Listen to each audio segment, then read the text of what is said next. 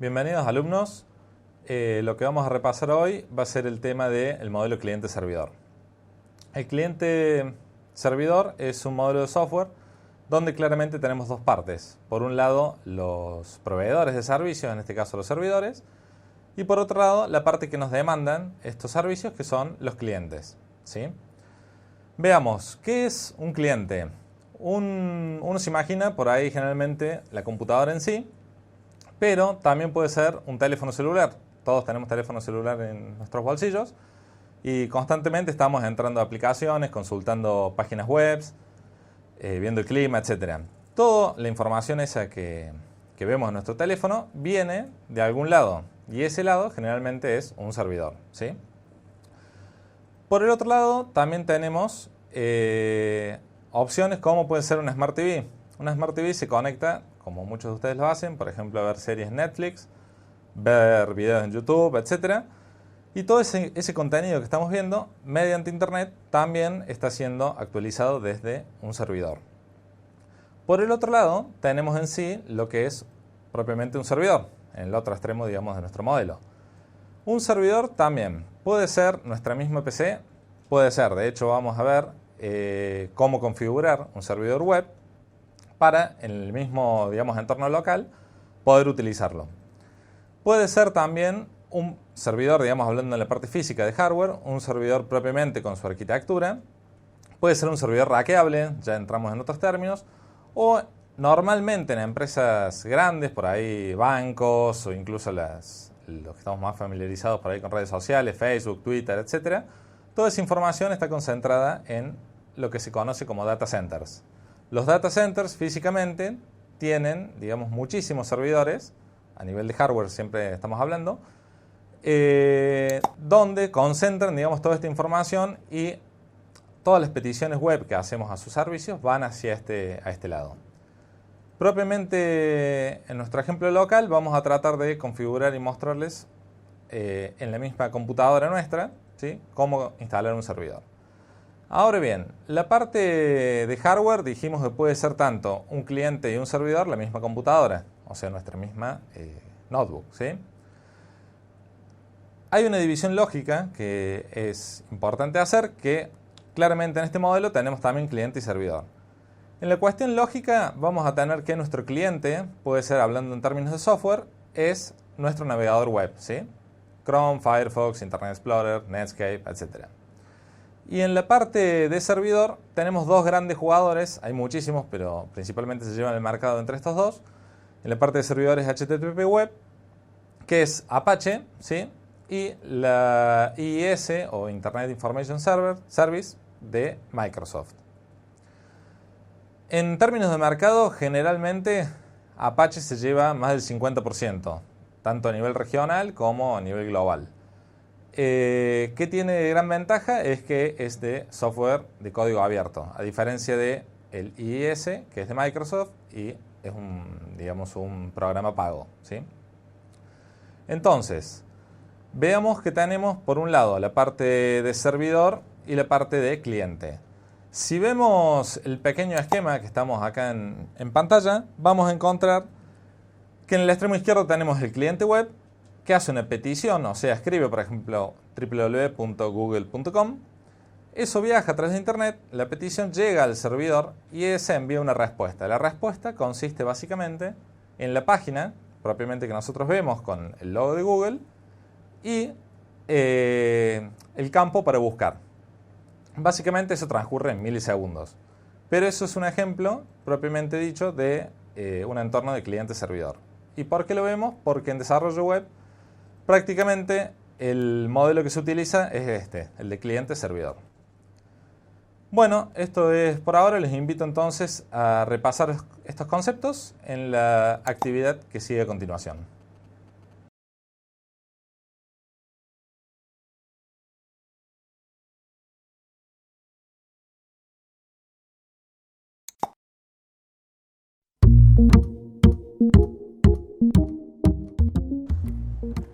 Muy bien, alumnos, durante el intervalo han estado trabajando en la actividad donde ustedes tenían que armar un diagrama de Venn. Si se fijan, lo que podemos encontrar es que tenemos dos grupos. Por un lado tenemos el cliente y por otro lado el servidor. Y entre medio, la zona que se llama de intersección, donde vamos a encontrar conceptos que tienen que ver tanto con el cliente como con el servidor. Si vemos un ejemplo, podemos citar el navegador web como punto o elemento que corresponde a la zona del cliente. Y como vemos en el mismo diagrama, vemos que el protocolo HTTP, que sirve para comunicar el cliente con el servidor, lo hemos puesto en la zona intermedia o de intersección.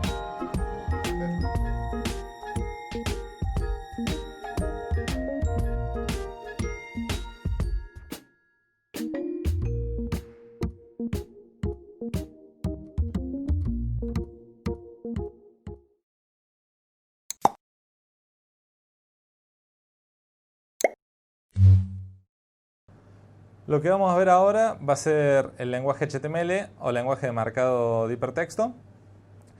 Y en realidad es el corazón de todo el desarrollo web, ¿sí? La mayoría de las páginas que están por internet, cualquier página que nosotros visitemos, van a tener algo de contenido en HTML.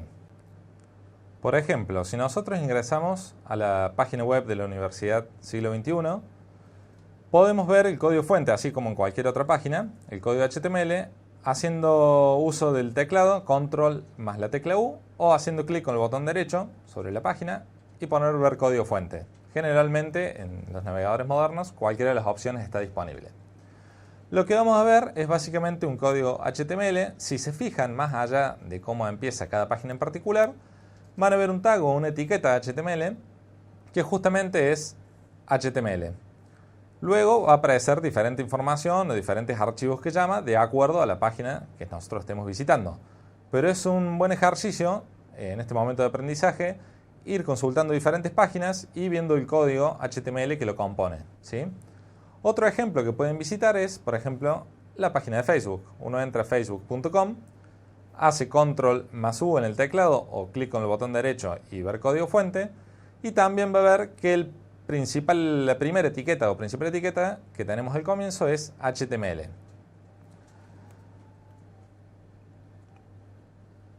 Recordemos la estructura básica de un documento HTML. Vamos a ver, como vengo diciendo en los ejemplos anteriores, que empieza y se cierra con la etiqueta HTML. Ese es el cuerpo principal del documento. Luego tenemos una etiqueta head, ¿sí?, que marca la cabecera de nuestra página. Y luego tenemos una etiqueta body o cuerpo que engloba principalmente el contenido visible que el usuario termina observando en su navegador web. En la parte de head generalmente van todas las cuestiones relacionadas a importación de archivos, tanto de CSS o JavaScript, que también veremos más adelante. Y en la parte del body vamos a encontrar cuestiones relacionadas al contenido propiamente dicho, o sea, las tablas, las imágenes, videos o lo que trate el sitio que nosotros estamos visitando. Si vemos, HTML marca o denota lo que es la estructura del documento principalmente, pero la experiencia web que tenemos hoy en día no sería posible si no existiera CSS o las hojas de estilo y JavaScript. CSS lo vamos a utilizar todo lo que tiene que ver con la parte visual o de presentación, cómo customizar los colores, tamaños, espacios, etc. Y JavaScript propiamente lo que nos hace o nos ayuda es la cuestión del comportamiento, que nos termina brindando ayuda en la cuestión de la interfaz de usuario, la experiencia de uso de un sitio web. Uso, por ejemplo, de JavaScript es cuando uno hace clic en algún botón, por ejemplo, y en ese botón nos brinda una pequeña ventana modal que se nos abre y nos oscurece el fondo y nos muestra alguna ayuda. Esa interacción o esa animación se hace propiamente intercalando JavaScript con CSS. O sea, HTML solo por sí mismo no nos va a servir para terminar de construir una buena página web como las que visitamos hoy en día. Veamos aquí en pantalla un ejemplo donde tenemos la misma página que le hemos sacado el código CSS y le hemos dejado solamente HTML. Como ustedes verán, van a visualizar solamente el texto, ¿sí?, los hipervínculos marcados, pero en estado genérico. Y al agregarle el archivo de referencia de CSS, lo que van a poder visualizar es que la página ya tiene formato propiamente dicho, o sea, tiene colores, tiene tamaños de letra, de tipografía y tiene alguna disposición visual más agradable. Eso es lo que sucede básicamente al utilizar CSS Y no se olviden de la parte del comportamiento con JavaScript y sus múltiples librerías que tenemos disponibles. Los invito entonces ahora a realizar una actividad.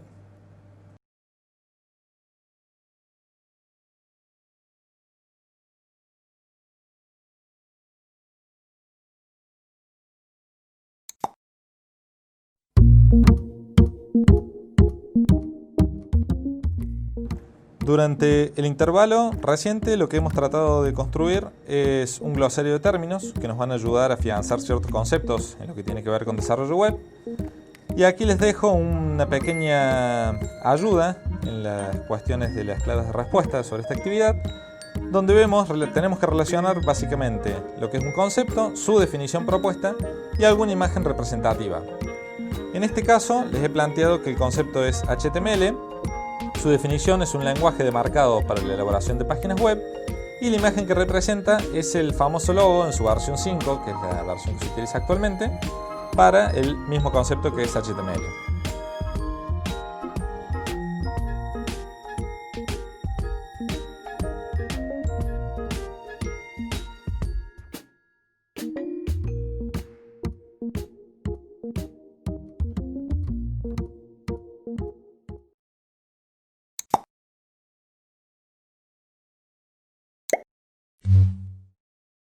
Un framework o marco de trabajo, propiamente un framework de desarrollo, y en este caso de desarrollo web, nos proporciona justamente un marco de trabajo, ciertos componentes, para poder realizar nuestro proyecto web con éxito. ¿Qué framework de desarrollo podemos utilizar? En realidad siempre es la misma pregunta la que se hace y hay múltiples respuestas, ¿sí? No es que hay un framework por excelencia, ni hay ningún framework que nos vaya a solucionar la vida en todo tipo de proyectos. Dependiendo básicamente de qué proyecto estemos encarando, si es una página web simple o una página institucional o de repente es algún sistema donde tenemos que integrar requerimientos de clientes o una página de ventas, por ejemplo, vamos a tener diferentes opciones de frameworks a utilizar. En la parte de desarrollo web hay muchos frameworks y constantemente están cambiando, por lo que hace que de mes a mes, o mejor dicho de año a año, las tendencias cambian. Y muchas veces por ahí lo que era el año pasado el framework más popular, este año haya perdido algunos puntos en el ranking y termine siendo otro el que se utiliza. Por ejemplo tenemos Laravel, que es muy conocido, CodeIgniter, que lo vamos a ver en algunos ejemplos a posterior. Tenemos Zen Framework, Symfony, todos hablando siempre de frameworks de desarrollo web para PHP, que es el lenguaje que pretendemos encarar. Obviamente, frameworks de desarrollo, vale la pena mencionarlo, tenemos para diferentes lenguajes, ¿no? O sea, no simplemente solo para desarrollo web, sino para cualquier entorno de programación vamos a disponer generalmente frameworks. ¿Qué nos brinda un framework? Vamos al ejemplo de CodeIgniter, por ejemplo.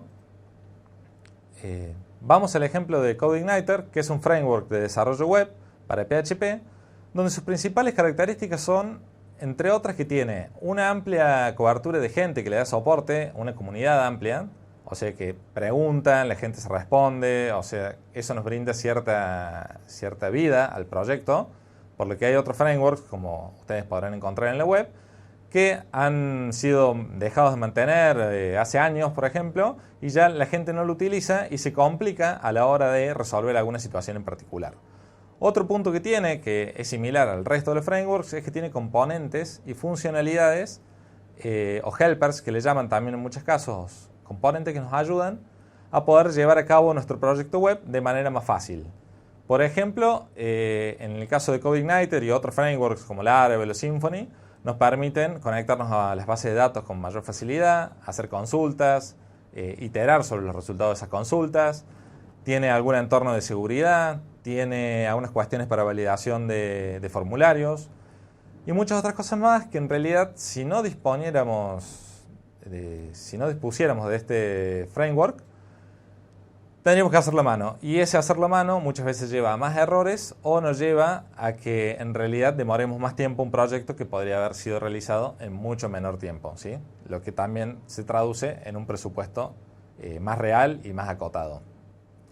Otra de las características que tenemos en el framework de desarrollo es su amplia documentación. El framework que no tiene tanta documentación, o sea, si nosotros encontramos un framework googleando o buscando en internet, pero no encontramos documentación, posiblemente no podamos utilizarlo o demoremos demasiado en realizar, digamos, un aprendizaje propio para poder utilizarlo, ¿sí? Y más que más, implementar eso en un proyecto se nos va a complicar o se nos va a hacer cuesta arriba.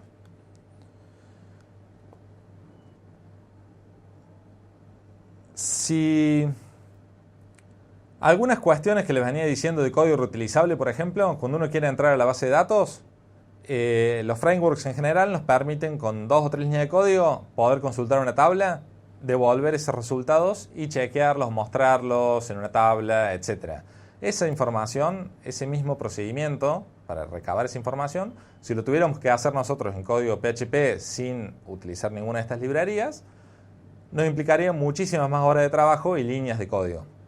Veamos un pequeño ejemplo, como para ir cerrando, simplemente de algo que se puede construir con, en este caso, CodeIgniter, aunque también se puede hacer con Laravel, por ejemplo, y CSS y JavaScript. Una pequeña interfaz de administración de backend, o la podemos usar en frontend, depende cómo uno lo estipule en el proyecto. Entonces, ahora bien, los invito a realizar una actividad para terminar de repasar estos conceptos.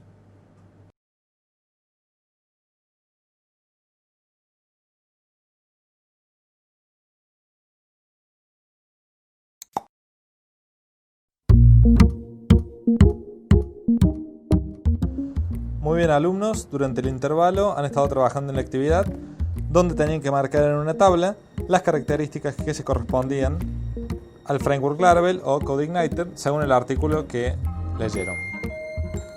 Les dejo acá unas pequeñas pistas. Por ejemplo, Laravel y CodeIgniter, ambos por igual, tienen una comunidad activa de desarrolladores. Y vemos también que CodeIgniter soporta versiones anteriores a PHP, como la versión PHP 4. Laravel, en cambio, hace uso de la versión 5 en adelante, que es orientada a objetos.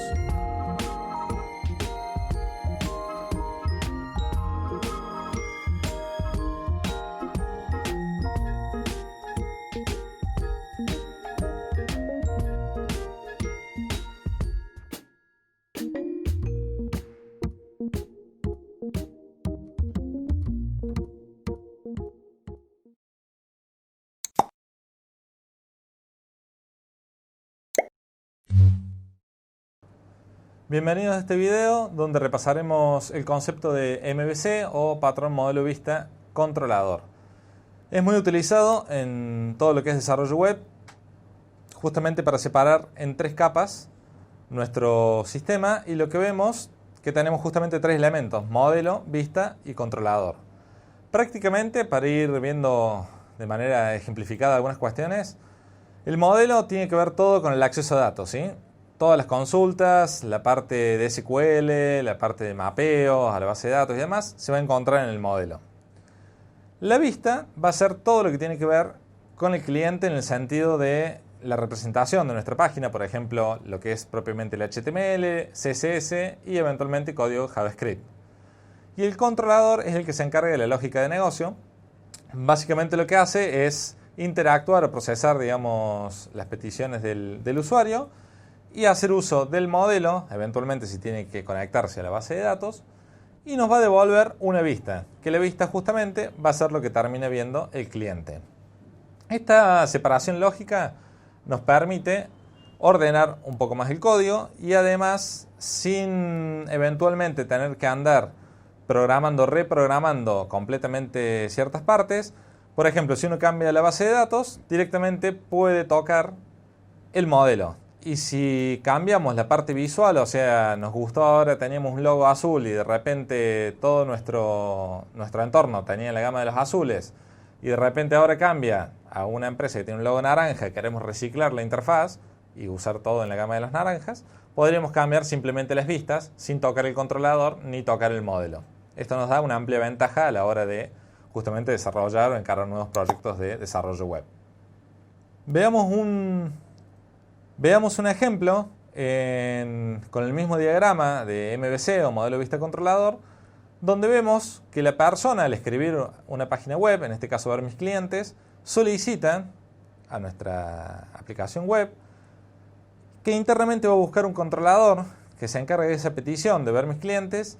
Y como en este hipotético caso lo que estamos tratando de hacer es encontrar o que nos devuelva una tabla con los clientes que tenemos presentes en nuestra base de datos, el controlador lo que va a hacer uso del modelo.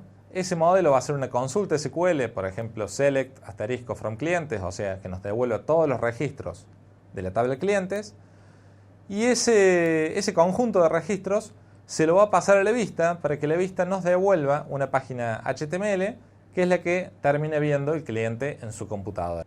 De esta manera se completa, o vemos un ejemplo práctico, de cómo se completa el ciclo, en este caso si utilizamos MVC, donde pasamos por el modelo, la vista y el controlador. Con todos estos conceptos ya están listos para realizar la actividad práctica integradora, así que les deseo mucha suerte.